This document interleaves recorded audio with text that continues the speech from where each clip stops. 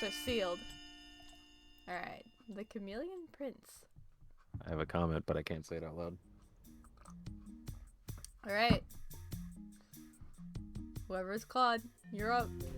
I mean, considering you have now ditched 2 of the endings, I think this should be your punishment. Have fun. He gets the next 2 characters after this. I was like, the next 2 are me. I mean, I can do it.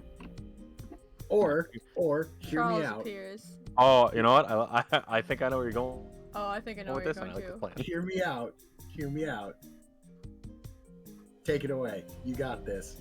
Go on. You can do it. I believe. She'll figure it out sooner or later. Eventually. What? There it is! The boys elected you to be Klaud. I don't even remember who Klaud is. He was the character that had a cross dress. Oh! Do it. Okay. Come on. Fine. Yay! Yes.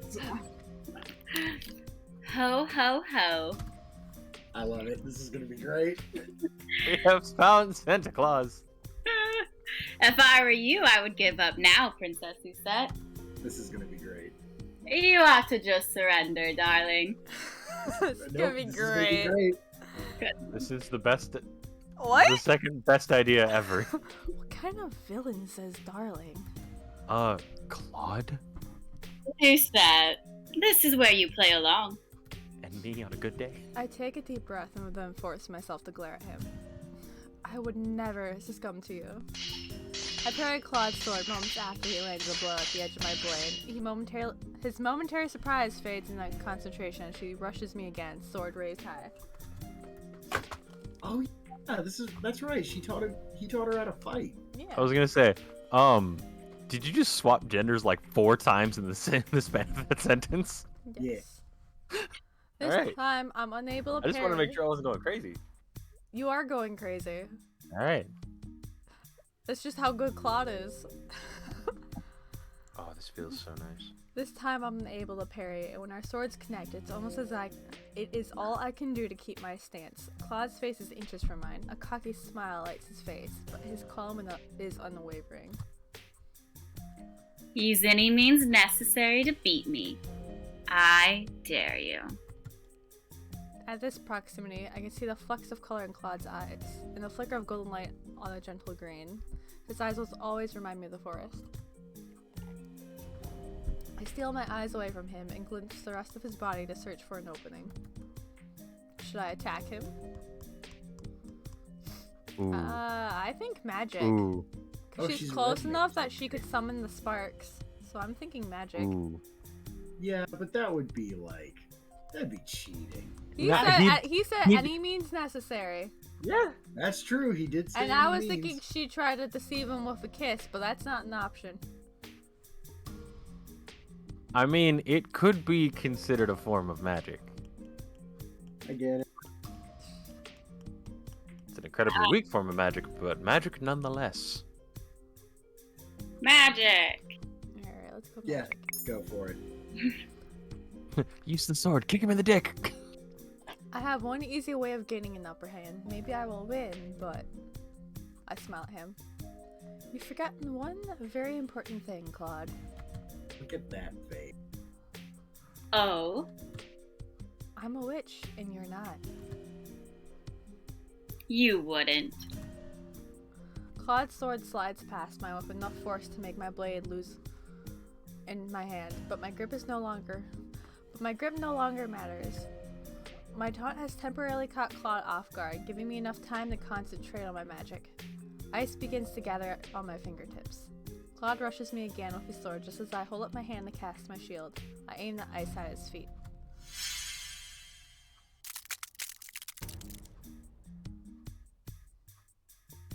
And now it's a blank screen. Alright, when the whiteness clears, my ice has accumulated at the ground, turning the vibrant green blades of grass into fragments of powdered white. But Claude is nowhere to be seen. What? I feel the cold tap of a blade against my shoulder. Eh. Before I can turn in place, I feel an arm around my waist and lips close to my neck. I feel Claude's breath on my skin when he laughs. Cheaters never prosper, darling. You told me to best you in whatever means that I could. Claude responds by moving his lips down to the nape of my neck and planting a soft kiss there. I stumble away, my fingers taunt on the grip of the sword. Claude raises an eyebrow at me and grins. Perhaps if you hadn't warned me about your magic in advance, you might have won. Though, even had you won, it wouldn't have been a very fair victory. I hold up my sword once again, but too late. Claude has already closed in on me again, his blade at my neck. He knows me too well. The moment I become flustered, I lose all my concentration. He grins at me, triumphant.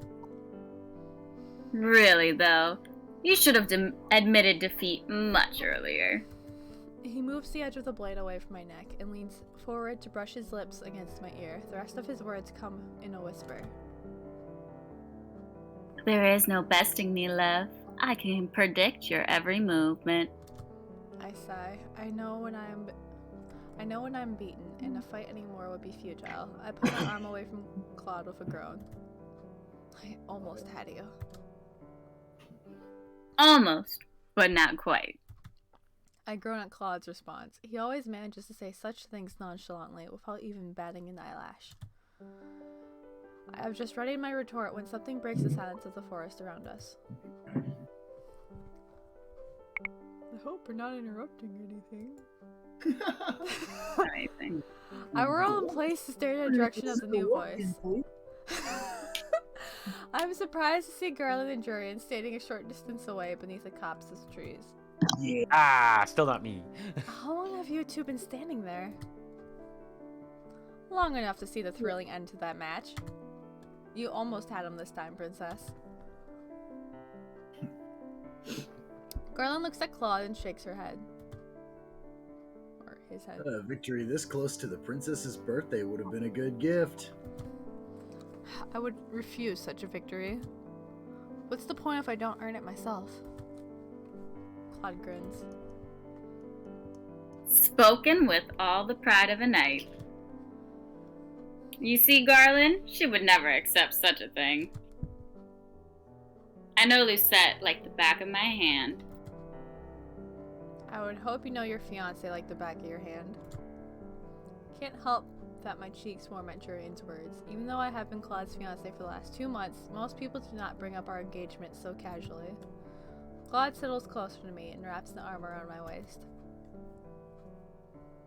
You really are so adorable when you're embarrassed. If you even begin to tease me, my sword will find your hand.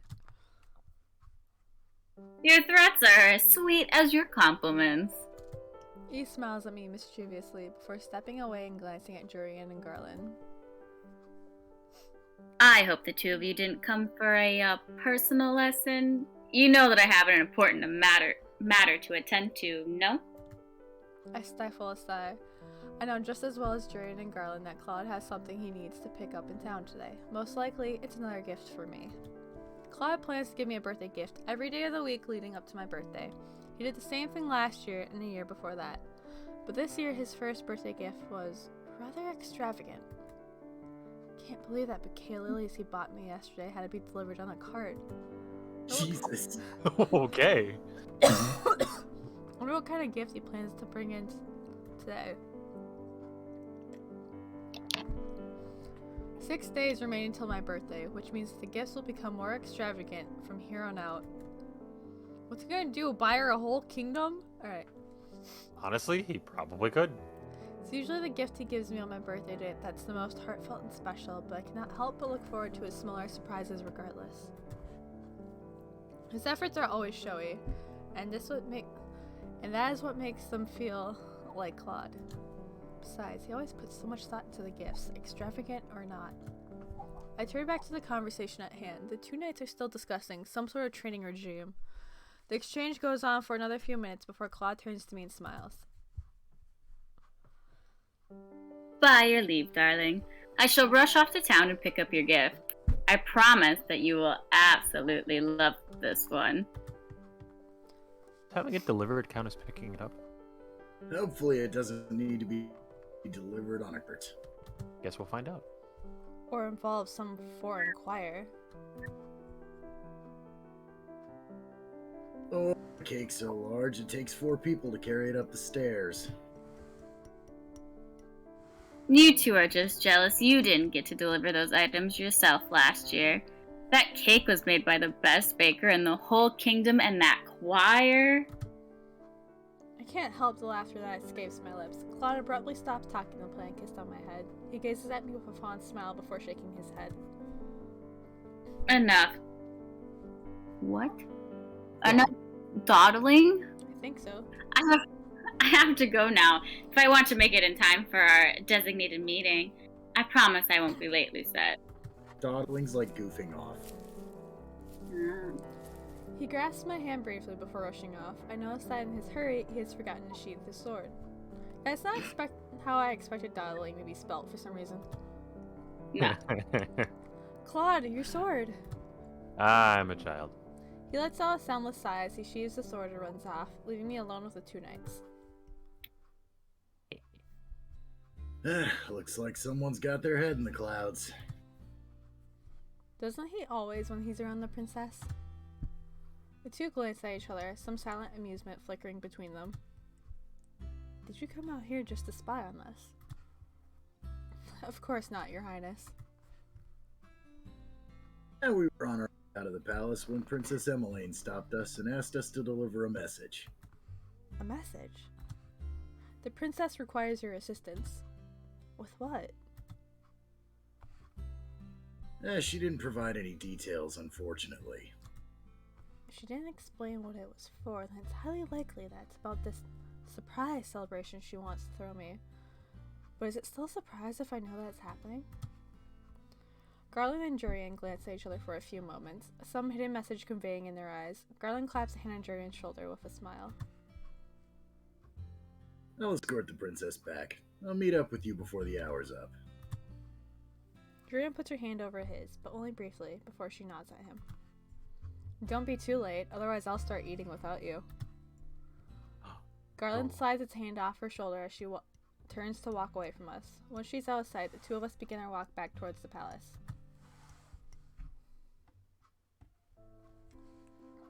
Garland stops when we arrive at the gates. He turns to me with a bright smile. Here we are, princess. Now, He looks at me quizzically. I just noticed. You didn't have a knight escort with you today? A few weeks ago, I was able to convince my father that we no longer need an escort in the forest. I feel it's better this way. It feels more special when it's just Klaud and I there. Besides, I'm Lieutenant Baron Barrow, and Klaud is a talented swordsman. We have nothing to fear when we are together. No, the king should be able to fill you in on that situation. Garland looks at me, thoughtful, then he nods. Princess Emmeline should be in the dining hall. Is there anything else that you require? Nothing that I can think of. You're free to go back to your date. Garland flushes in crimson red that makes me laugh. Despite how discreet he and Jurian try to be, it's very easy to see the 2 of them are courting each other. It's been that way for the last 2 years. I narrow my eyes at him. How goes the matter Klaud and I discussed with you? Have you spoken to Jurian yet? No, not yet. Garland shakes his head, eyebrows furrowed. The timing doesn't feel right. I'll propose to her after your birthday party, or your wedding. But right now we need to focus on security for both of those celebrations. You 2 are hard-rocking to a fault, you know. It's an occupational hazard, I'm afraid. I shake my head with a sigh. That dedication's what makes Jurian and Garland 2 of the most competent knights we have in Angiel. 2 of the best side characters. Yeah. I'm 6. He's gonna be dead in the next path we play. We don't talk about that. No, we don't. That was like the one that made me the most sad, aside from Delora. After I excuse him, he bows and then turns to walk away. I'm about to walk in through the front gates when he suddenly calls my name. Oh, Princess Lucette. Did Prince Klaud say anything about when his brothers was scheduled to arrive? Alright. Nearly forgotten that Claude's brother, Lance, is supposed to arrive the week before our wedding. Claude insisted that he come as late as possible. He should be here at the beginning of the next month. Garland looks at me for a few minutes, a troubled expression on his face. Is something wrong, Garland? It's nothing. Garland smiles before turning and walking away. I watch his back, contemplating him calling me back. Instead, I find my thoughts turning to the last time I mentioned Lance. You've been sulking all day. Is something wrong? I sit beside Klaud on the bed, my hand resting on his knee. He stares out my window, his gaze glassy. You would laugh. I would laugh at you anyways. Claude lips quirk slightly before he angles his head towards me with a sigh. If you must know, it's my brother. Lance? Yes, a llama. I raised an eyebrow sharply. What about him? Did he write something strange in his last letter? Not so much strange as annoying. He proposed visiting Angeli 1 week before our wedding for a preliminary celebration. I failed to see the problem. The problem is that it's Llama. He attracts unwanted attention wherever he goes. You've met him before. You understand what I mean. Last time I spoke with Lance was nearly a year ago. He and his mother came to visit Claude and Angela and brought everyone in the palace a terrifying amount of gifts. He was a lot like you. I am offended, darling. We are nothing alike. I am radiant like the sun, and Llama is a magnet. He has a way of stealing the spotlight, always. There he. You're worried he'll steal the spotlight from you. Claude looks at me, disgruntled. I'm right, aren't I? Not at all. I'm worried he'll steal the spotlight from you. I slide closer to him. Claude, I'll be fine. I do not crave attention like you do. Crave attention? Me? Yes, you do. Don't deny it. But you... I put a finger to his lips. You already give me enough attention as it is, and that's all I really need. Claude pulls my hand away from his mouth and gently kisses my palm. He smiles, a little sheepishly. If you insist, then I'll write back to my brother and tell him he can come early. I just hope you won't regret this decision. Lance has been very popular in Angel ever since he first arrived with his mother, but no matter his magnetism, he certainly won't distract the townspeople from a royal wedding. I'm sure that Claude must have something planned for the week before the wedding, and he does not want Lance taking anyone's attention away from it.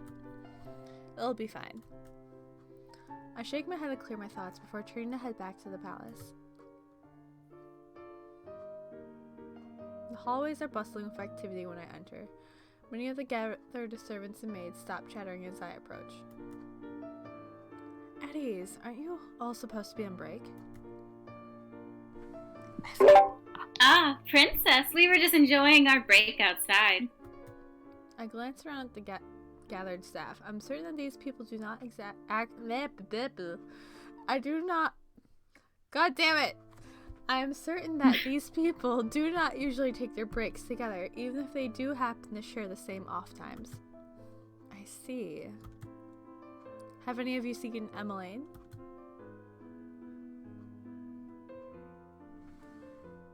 Someone give me their best Valley Girl voice.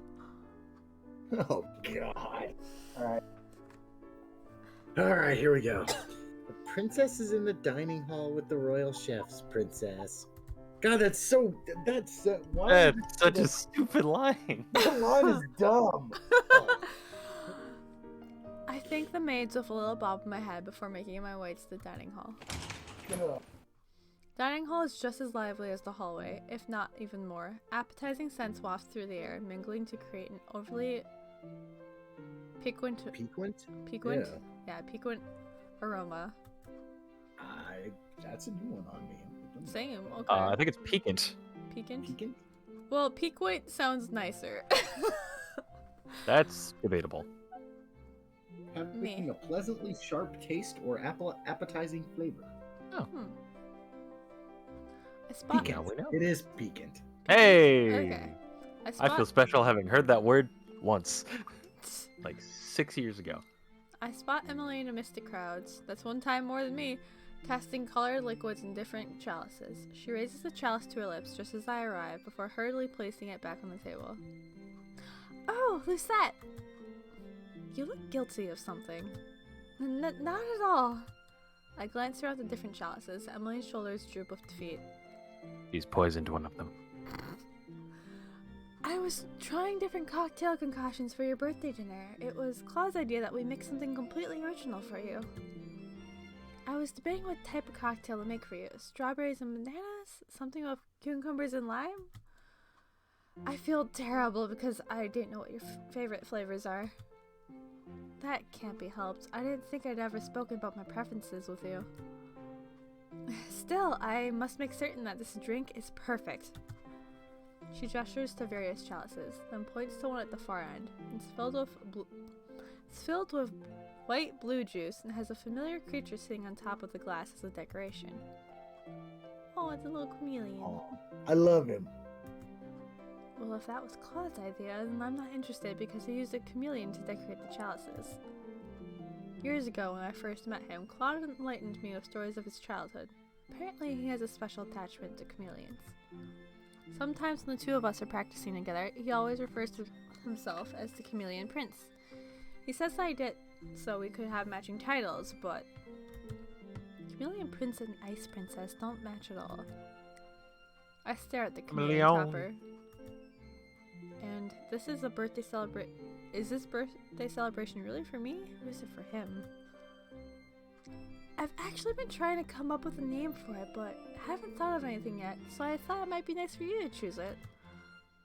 It'll be distributed in the marketplace after we unveiled it at your birthday, after all. But what? Klaud insisted that the populace have some way to celebrate with you. Since we're going to distribute it in your name, I thought we'd ask you what you wanted me to call the drink. It's cold. Name for the drink. I mean, I would think the chameleon because it has a chameleon on it, but like the lily's related to her, so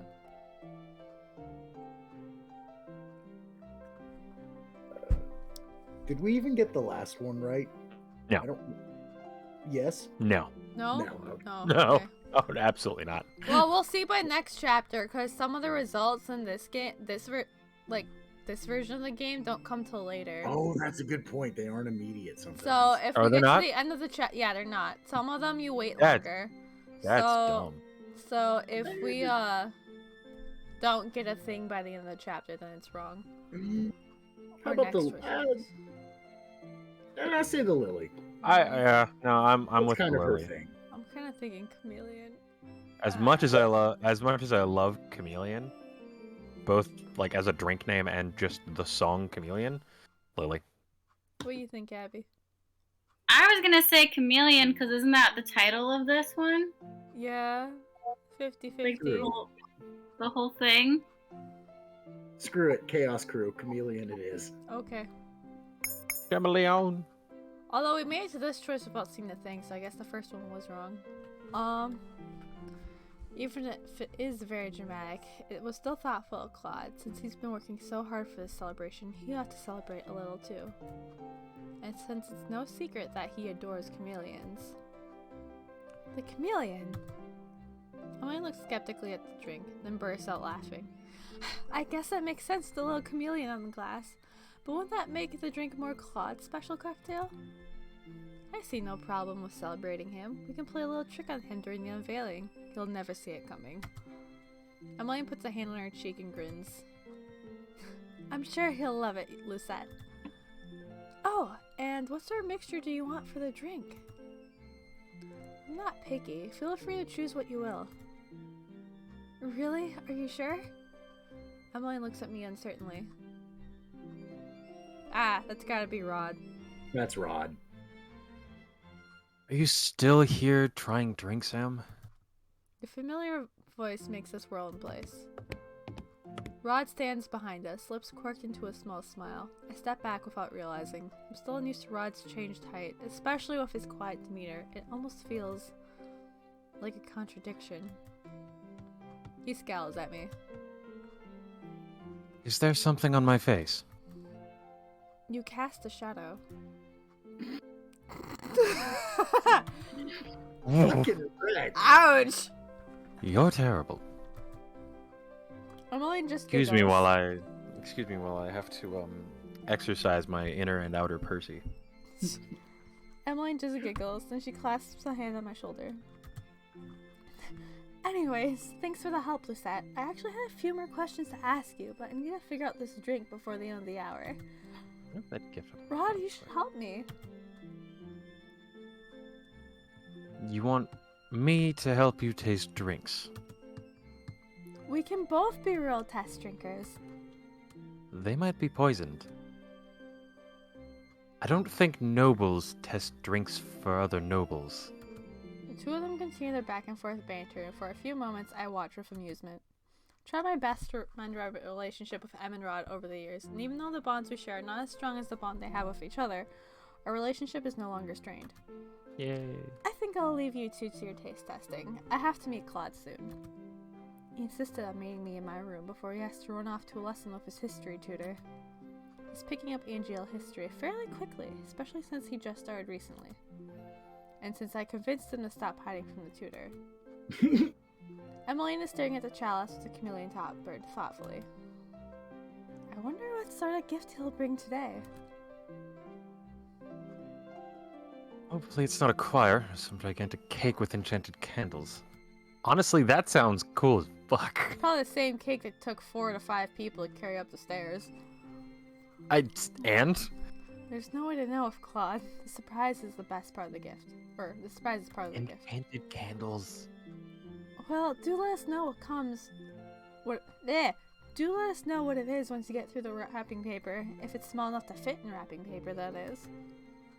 I nod my head with a smile. The three of us trade quick farewells before I walk out of the crowded dining hall and back into the corridor.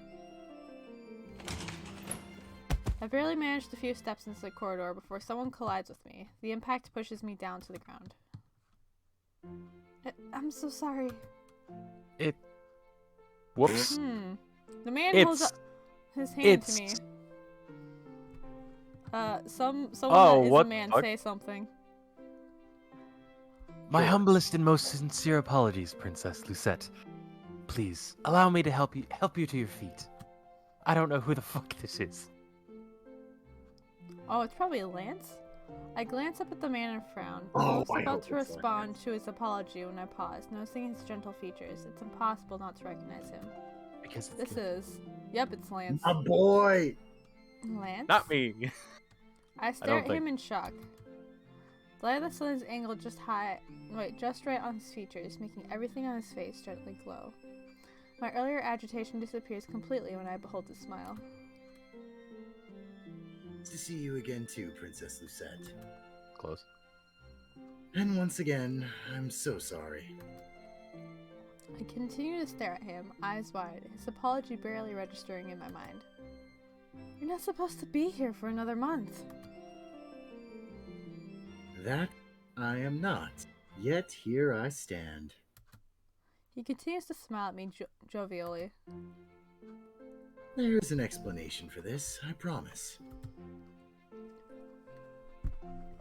He gestures again with his hand, a clear instance that I take it. Jesus, already? I think we should take it. Sure. That's called polite. Yeah. His hand. We failed the last one too. I didn't see anything or the next Also, choice. it just occurred to me the other reason this is going to be fun. Hey, Abby, we get to spend this entire storyline shit-talking each other. Love it. I don't have to do anything. Yeah. His smile lengthens into something even more dazzling as he grips my hand and pulls me to my feet. I've done a terrible thing, knocking over a beautiful lady. Is there anything I can do to apologize to you?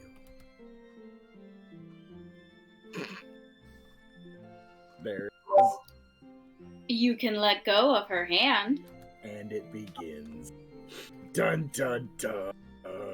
Klaud appears suddenly behind Lance, his expression mirrored with a scowl. Lance releases my hand immediately. Red versus blue. I knocked her Oh down. god. So You're welcome. Yes, I know. The usual story. This is what happens when one is clumsy. Lance smiles a little sheepishly before he turns his full attention on Klaud. Well, that was all awkward, but His smile widens into something somehow both shining and gentle. nice to see you too, Karma. Llama. A few people that are in the hallway, including a few of the servants, pause briefly to glance at Lance as they pass. They smile when Lance makes eye contact with them. Last time Lance was here, he had a similar effect. He has a way of sparkling. Klaud does it too, but on purpose. That's because Nice he's a fourth wall vampire. break. Nice fourth wall break there. I do not think it was possible before, but I'm fairly certain Lance sparkles without meaning to. Lance's smile fades slowly. I apologize for not writing in advance of my arrival. Father insisted I come early to surprise you. By showing up an entire month early. Yes, exactly. Last time I visited with Mother, we ruined everyone's schedules. Father figured that if no one had any time to plan, I wouldn't be imposing as much. That is not very sound logic. It really isn't. Never met Klaud and Lance's father, but sometimes I cannot help but wonder what sort of king he is outside of the stories I hear. That's somehow worse. Yeah. No, it's not sound logic, but it is something Father would do. Explains where the two of them get it. He likes surprising people. The two men look at each other a few moments. Lance looks noticeably uncomfortable with Klaud scowling at him. The silence is stifling. It happens when your brother scowls at you. I clear my throat. It's good to have you here, Lance. Does my family know that you are here? Oh, I already met with King Gennaro and Queen Ophelia earlier. I was on my way to visit Princess Emmeline and Prince Rod when I bumped into you in the hallway. Little D. Oh, and I happened on Commander Garland earlier. I was watching one of his practices. So that's why I probably asked about him. Perhaps Garland met Lance earlier, and that's why he mentioned his name? Did he want to keep all of this a surprise? Lance smiles again. I heard that your birthday is in 6 days, Princess Lucette. It will be an honor to attend the celebration. It will be an honor to have you there, Lance. Klaud still looks agitated by the conversation. Klaud is always unreasonably moody when his brother visits. He tells me that it's a sibling rivalry, but sometimes I feel it runs deeper than that. I had hoped to catch up with you two, but I don't want to interrupt any of your plans. You already did. Klaud sighs beside me. He seems to deflate a little, but some of the earlier tension I sensed to him fades away. He smiles at Lance. The sight puts me at ease. As much as I want to catch up now, I have an engagement. 2, in fact. I get it. I steal a quick glance at Claude's hands and realize, belatedly, that he holds a colorful box in them. Is that the birthday gift you mentioned earlier? It's surprisingly small. I figured as much. This is what happens when one shows up unexpectedly at another person's doorstep. In that case, I'll make myself scarce for the hour. If you have the time to spare after your engagements, I'll be in the dining hall. I hear some sort of celebration planning is taking place. He gives a slight but elegant bow before he walks past us, still smiling his gentle smile. It begins. What? The llama takeover. Enter a giant army of literal llamas just stampeding llama through. While takeover. Llama is standing there with his arms to the sky and be like, I am the Llama Prince. That's one of my new. He's not just favorites in this no. game. He's not the Llama Prince. I am the Llama King. The llama takeover. Lord Llama. Aren't you being a bit dramatic? He is your brother. I'm dramatic because he is my brother, and I know him. Klaud sighs. I'll have to rearrange the schedule now to make sure he doesn't accidentally change any of my plans. Plans. Klaud shakes his head slightly before smiling at me mischievously. Plans? Whatever are you talking about, Lucette? Dick. I nudge his shoulder, but he just laughs at me before settling his arm on my shoulders with a smile. Shall we? The two of us make our way down the corridor into my room. He's so obnoxious. You Damn, it's can't- been 41 minutes already. God. Okay. Thankfully, there are no further incidents in the hallway. By the time we get back to my room, Klaud is noticeably more at ease. I take a seat on my bed as he shuts the door behind him.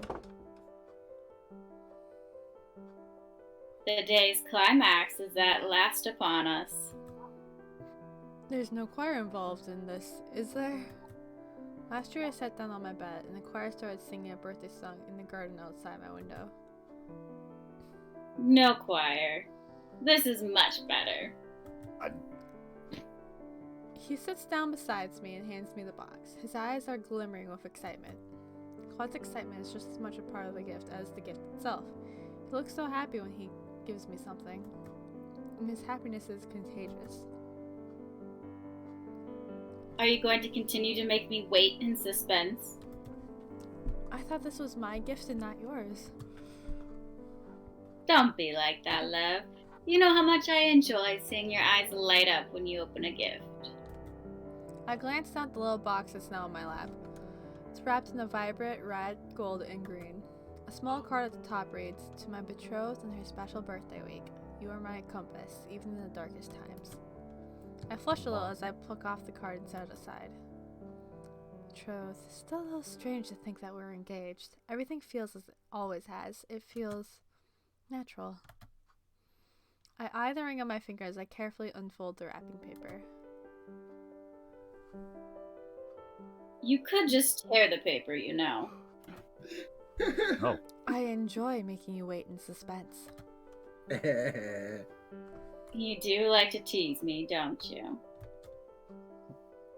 I laugh as I pull off the wrapping paper and then slowly open up the box that Klaud has brought for me. Aw, that's adorable. I get it. Same. This? I take the first push out of the box. And out of the box. This is a boss fight now? Alright. I take the first push out of the box and stare at it. It's fuzzy and almost completely black with red eyes, and yet somehow it's cute. And the other plush. I take it out and gaze at its dress and face. It has a lily necklace hanging from its neck, and the glass slipper on its small feet. I can immediately tell from the hair who it's meant to be. It's me, and I stare at the black beast plush, startled. You? Klaud laughs, looking pleased with himself. Why would he make himself out to be a beast? You look confused, but certainly you must realize that what this gift is based off of, the Beauty and the Beast. But you... Look, I even gave myself a crown. I furrow my eyebrows at him. You don't really think that you're... A beast? Claude's lips curve into a gentle smile. In the past, yes, but for now, the beast is just a plush. Don't you think it's cute? I glance down at the beast plush again, my fingers on the crown. Past. I lean against Claude's shoulder and hold up the two plush toys so that I can see them side by side. They are adorable, Klaud. I love them. I wrap my arms around his waist and settle my head on his shoulder. Thank you.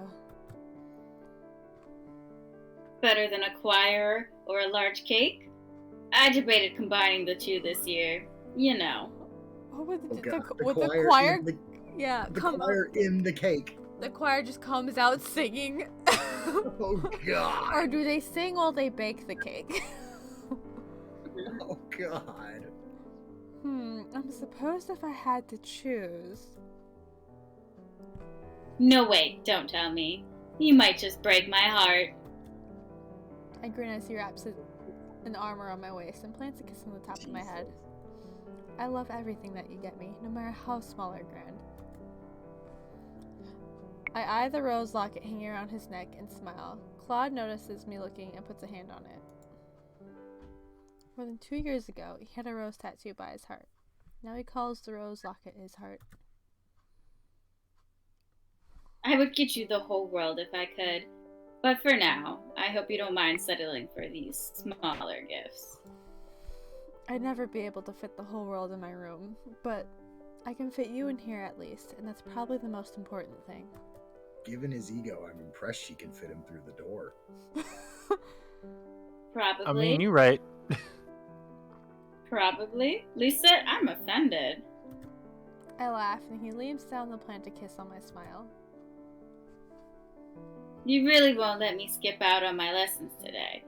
I could think of a much better things to do with this time. He raises an eyebrow at me, but I just slide away from him. A Prince of Angel needs to know his kingdom, doesn't he?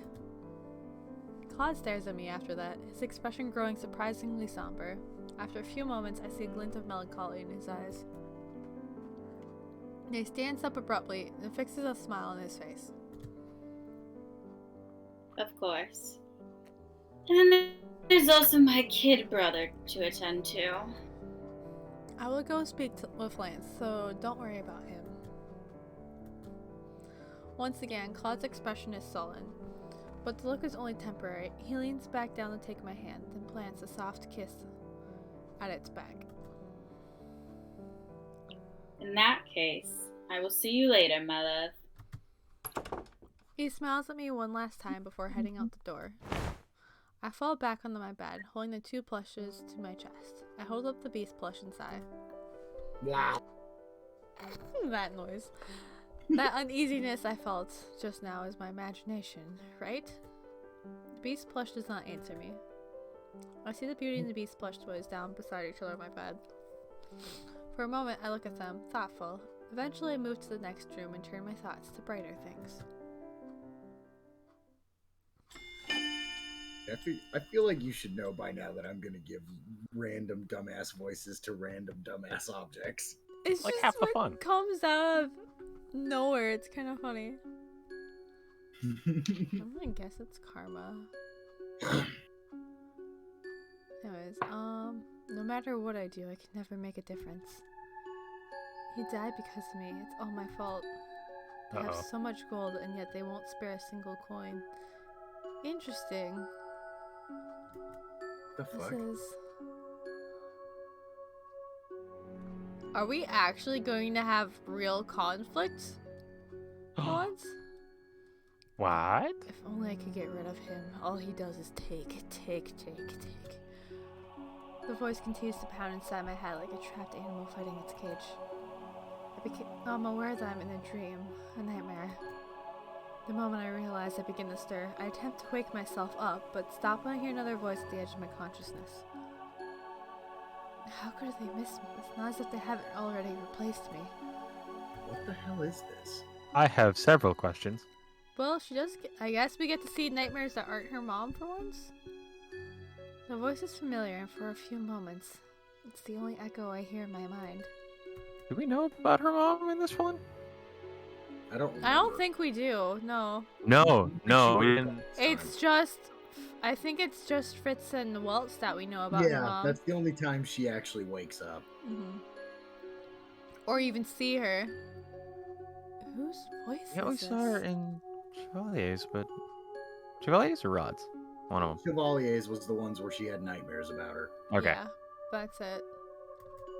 I try to listen, but to no avail. The other voices soon press into my mind, making it impossible to hear anything else. I force myself awake. My heart's beating erratically in my chest, my head is pounding. I feel faint, even though I've just woken up. What the hell was that supposed to be? I glance slowly around my room with sleepy eyes, searching for Klaud, but he's not here. Ever since we became engaged, he's been sleeping in this room with me. The king was against it at first, even though I could not help but be surprised by Claude's bold proposal. Yet according to him, such a thing is tradition in Brigantia. Still, it took Father many months to agree. In the end, he only relented with a month remaining to the wedding, saying that he found it more acceptable. It's pleasant when I wake up and actually find him sleeping next to me, but I notice a small note on the bedside table and sigh. Uh-oh. He has another morning meeting with Father, it seems. I put a hand on my forehead and close my eyes. And that nightmare. Ever since I became the Timbarum bearer 2 years ago, I've been having these nightmares. Parfait tells me they become milder the more I learn to put them back to the back of my mind. Voices usually are not so terrible, they drag me under like that. The last time the voices were this loud was because I was surrounded by negativity from somewhere close by. I sat up in bed and turned to look at the beast blush that lies just beside my pillow. Wow. That negativity isn't coming from Klaud, right? I'm uncertain of whether or not the truth or my imagination, but even though he is, for the most part, his usual self, there are moments when he feels different. There are moments where his smile wavers and a tinge of melancholy clings to his face. The first time I saw it was when he gave me the beast plush. That was 6 days ago. I asked Klaud multiple times if something was amiss, and he always waves me off with a smile. I glance around the room that we now share.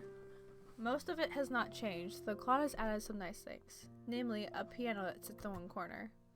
He insisted on putting it in the room when he first moved in, and I had no qualms about it. Not when I know that playing calms him down. Besides, I do not mind watching him play. Sometimes, when I'm in the mood, I play with him. Perhaps I should suggest playing together sometime later today. I stifle a sigh as I slide off my bed and move to get dressed. A maid arrives to call me the breakfast, and leads me to the dining hall.